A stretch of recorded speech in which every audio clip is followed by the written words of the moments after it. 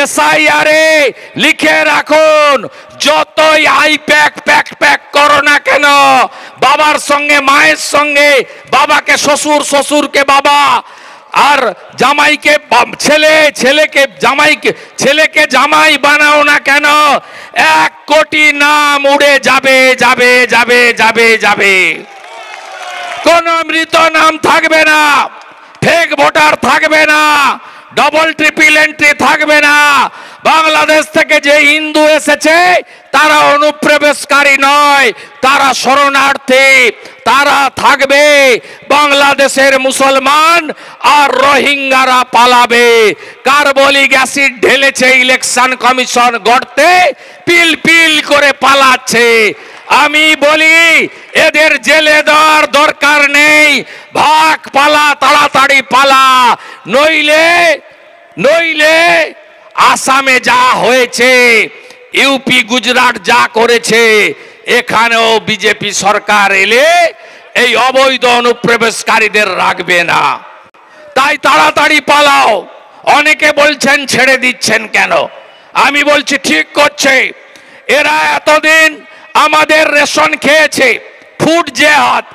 এরা এতদিন ভোট দিয়েছে মমতাকে, অর্থাৎ ভোট জেহাদ। এরা আমাদের ধর্মচারণের উপরে আক্রমণ করেছে, ধর্ম জেহাদ। আমাদের বোনকে, কন্যাকে তুলে নিয়ে গিয়ে লাভ জেহাদে পটিয়ে বিয়ে করে তার ধর্ম পরিবর্তন করিয়েছে, অর্থাৎ লাভ জেহাদ। আমাদের বর্ডার এলাকার জমি দখল করেছে, অর্থাৎ ল্যান্ড জেহাদ। এদেরকে তাড়াতাড়ি ভাগাও, তাড়াতাড়ি ভাগাও। এরা ভারতীয় নয়। আমরা বলে রাখি, যারা মাঝে মাঝে কালো পতাকা নিয়ে মাদাখালীতে উৎপাত করেন, সেই ভারতীয় মুসলিমদের আপনারা ভোট দেন না আমরা জানি, কিন্তু আপনাদেরকে আমরা বিরোধী নই। সব ভারতীয় নাম ভোটার তালিকায় থাকবে, এ আমাদের ঘোষিত অবস্থান। আমি আপনাদের বলবো, ভারতীয় জনতা পার্টি যখন নির্বাচনে যাবে, আফটার এসআইআর 7ই ফেব্রুয়ারি, 1 নম্বরে প্রতিষ্ঠান বিরোধিতা। এই রাজ্যকে নাই রাজ্যে পরিণত করেছে। হসপিটালে ওষুধ নেই, স্কুলে বাচ্চা নেই, কলেজে ছাত্র ছাত্রী নেই, নাই রাজ্যে পরিণত করেছে।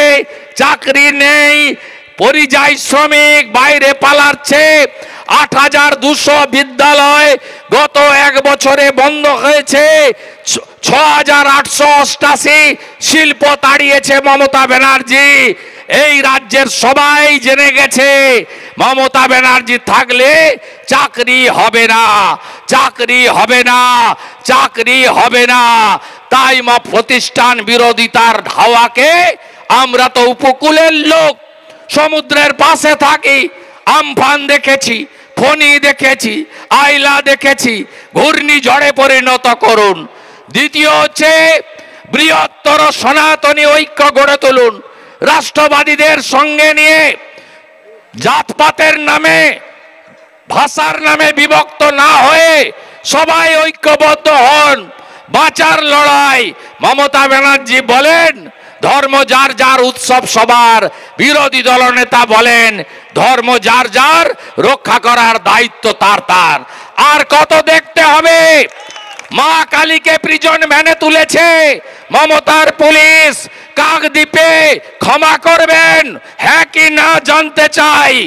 মহেশতলাতে তুলসী মঞ্চ বিধর্মীরা পুলিশের সামনে তুলে ফেলে দিয়েছে, ক্ষমা করবেন হ্যাঁ কি না জানতে চাই। ধুলিয়ান শমশেরগঞ্জে হিন্দু পলায়ন হয়েছে। হরগোবিন্দ দাস, চন্দন দাসকে পশু কাটার তরবারি দিয়ে খুন করেছে। আমি জানতে চাই, ক্ষমা করবেন না করবেন না? করবেন না তো? তাহলে বদল আনতে হবে, ঐক্যবদ্ধ হতে হবে, এক হতে হবে।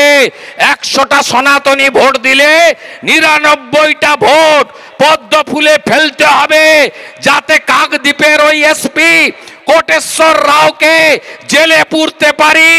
আমার মা কালীকে পুলিশের ভ্যানে তোলার জন্য এই শপথ নিয়ে বাড়ি যেতে হবে আপনাদের।